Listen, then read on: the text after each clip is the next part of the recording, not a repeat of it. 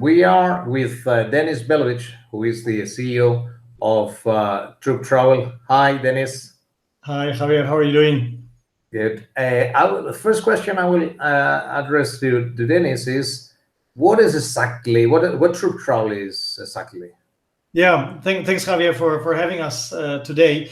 So we are a big data analytics company, and basically we have a service, what we call it's a meeting destination optimizer. So what does that mean? So imagine you're organizing a meeting of maybe 100 people, and they are distributed over, let's say, 15 cities. And the very basic question we are solving is, what is the best place for them to come together? So it's a very simple question, but actually extremely difficult to answer if you want to optimize like around cost, or if you want to see what's the carbon footprint if you have a meeting in Paris over Madrid, or any other data point. So that's in essence what we are doing.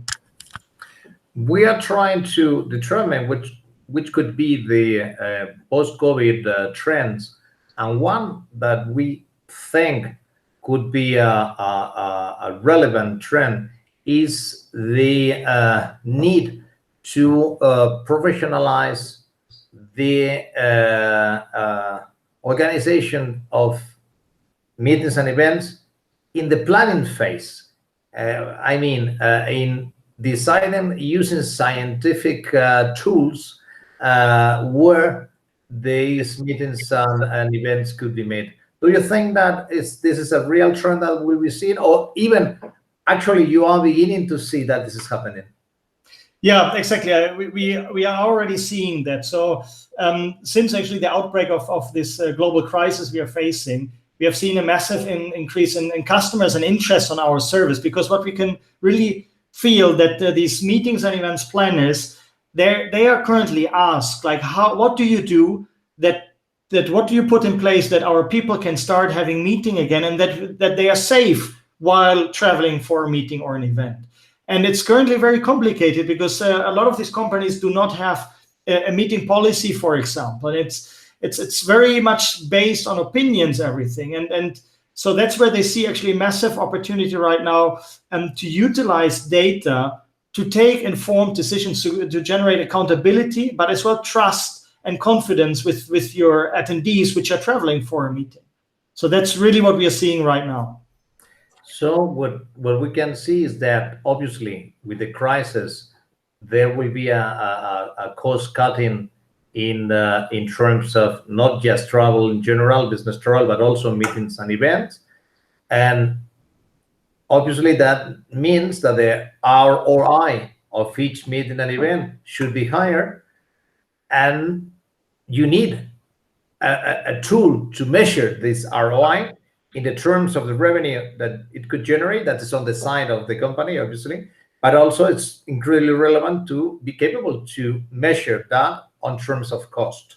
So if you are capable using the technology of Troop Travel to decrease the cost of the organization of that event, obviously the ROI of these events will be higher. And in many cases, this increase would even justify the celebration of the event. So in many cases, having the right technology will make the difference between having the event or not having the event. Because in many cases, we are just thinking about internal events for the employees of the company, but we forget that many large companies and medium-sized companies have most of the marketing based in this kind of B2B marketing, in making presentation of product and having meetings, large events with distributors, with prescription, in the franchise business. So actually, you have many of your clients, the pharmaceutical companies, have this model. Look, can you elaborate a little bit on that? Yeah, so I think we see a lot of different use cases on actually how people apply the results we are offering to them. And I think generally speaking, what we've seen so far is that if you apply a certain flexibility on where to meet, we are actually continuously able to achieve a saving of somewhere around 40% of the total events cost, which is massive. And actually what's quite interesting is we have some customers which say they want actually that their attendees or the planners reduce the cost on the transportation side And then they are willing to give parts of the savings actually back to increase the hotel element for the participants, so that actually that their experience becomes more interesting. And then taking some of the savings as well, basically as general savings for the company. So that's definitely what we are seeing. And as well, I think now with in the current situation, another trend or two, there are two more trends we are seeing. One is really around that people look at meetings more now on a local or regional level, because I think there's a lot of fear but as well uncertainty. When do we travel, or when can we travel actually intercontinentally again?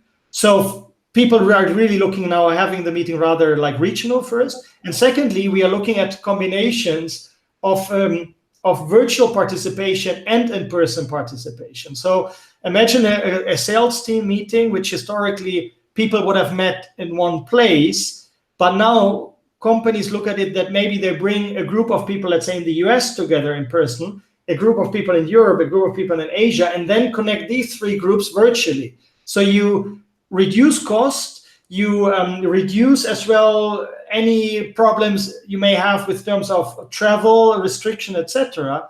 But you generate this feeling when you meet in person, these connections on three different locations actually at the same time. And that's, for example, very specific use cases which we are able to optimize on.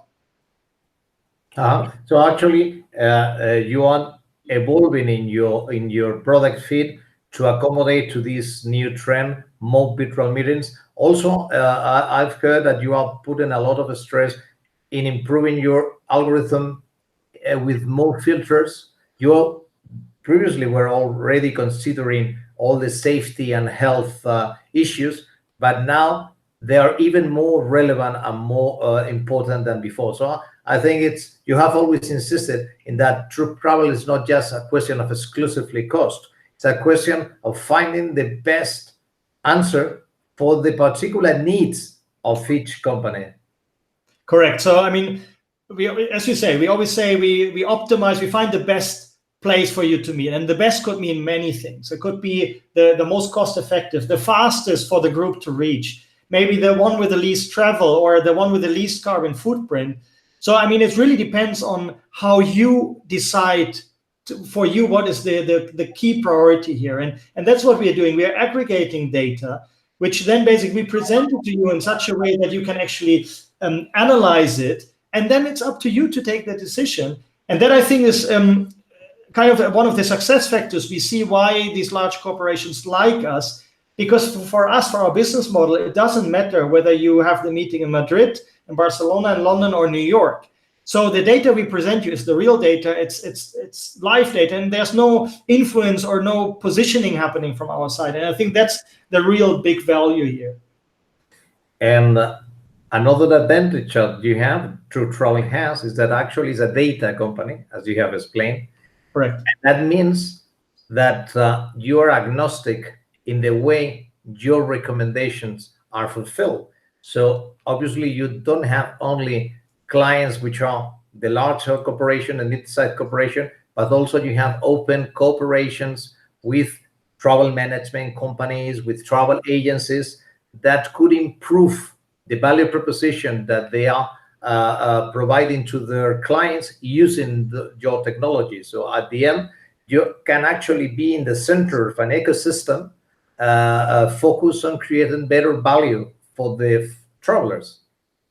Correct. So, I mean, currently we have basically 4 different customer types. So one is the large corporations with a lot of meetings, and we help them to optimize. The other one is, as you said, the travel management companies, where actually we have a piece of technology, a very simple, let's say easy user phase using our technology, which the TMC can then give to their customers and help them to take as well this decision of where is the best place for them to be. The same way we are applying our technology for airline alliances or hotel chains, where we then limit parts of it to the analysis, let's say to the service they are offering. So in airline alliances, we would be able to optimize on their airline network, to find the best place on their network. The same for hotel chains. And then the last one is really now around destinations. So actually that we can make our technology available for destinations to drive more meetings and events into your city or into your country. And I think that's very interesting. They're really the different use cases. Well, the last type of clients is actually one of those that will be struggling much more to try to come to normal. And obviously, the way the destinations try to market the position as an option for travel meeting and events, we have to change dramatically.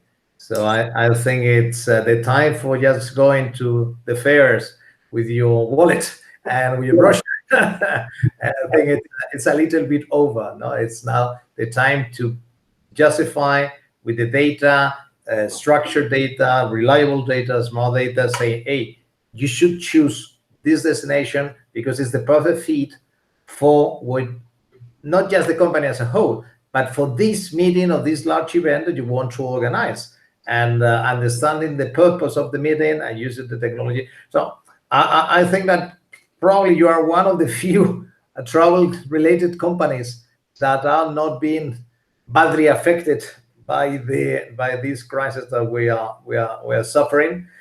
So keep doing the fantastic job that all the troop travel team in Spain, in South Africa, in the States are doing.